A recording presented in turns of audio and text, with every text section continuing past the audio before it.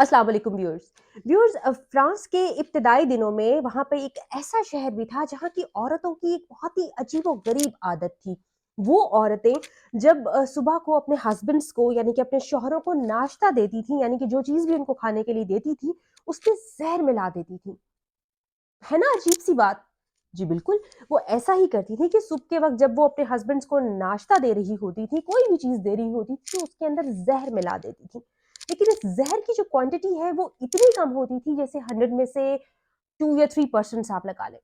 अब उस ज़हर से ये होता था कि जब उनके हस्बैंड्स घर से बाहर होते थे तो वो एक बेचैनी महसूस करते थे सारा दिन। जैसे-जैसे टाइम गुज़रता चला जाता था, वक़्त बढ़ता चला जाता था और उनको घर से निकले हुए बहुत ज़्यादा टाइम हो जाता था, उनकी बेचैनी में इज़ाफ़ा हो जाता था। उनकी तबीयत ख़राब होना शुरू हो जाती थी, कुछ को चक्कर आते थे, कुछ के सर में दर्द होता था और कुछ को तो उल्टियाँ भी शुरू हो जाती थीं। और फिर वो जहाँ कहीं भी होते थे, वो अपने घर वापस आते थे। जैसे ही वो अपने घर वापस आते थे, तो उनकी जो वाइफ़्स होती थी, उनको जो खाना देती थी, उसमें वो एंटीडोट यानी कि ज़हर के असरात को बिल्कुल ख़त्म कर देता है, वो शामिल करके दे देती थी और उसके बाद उनकी तबीयत एकदम ठीक हो जाती थी।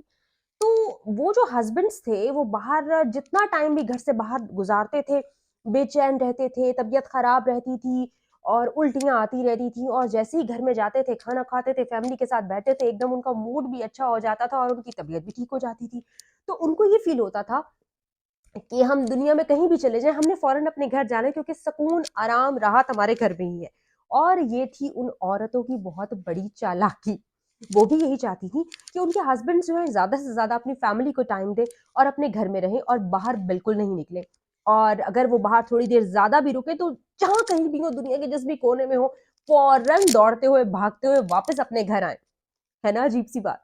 ऐसी बहुत सी इंटरेस्टिंग बातों के लिए, इंटरेस्टिंग फैक्ट्स के लिए मेरे साथ रहिए, मेरे चैनल को जॉइन कीजिए, इसको सब्सक्राइब कीजिए और अगर वीडियो आपको अच्छी लगी है और ये इन्फॉर्मेशन आपको अच्छी लगी है, तो इसको अपने बाकी दोस्तों के साथ शेयर करना मत भूलिएगा।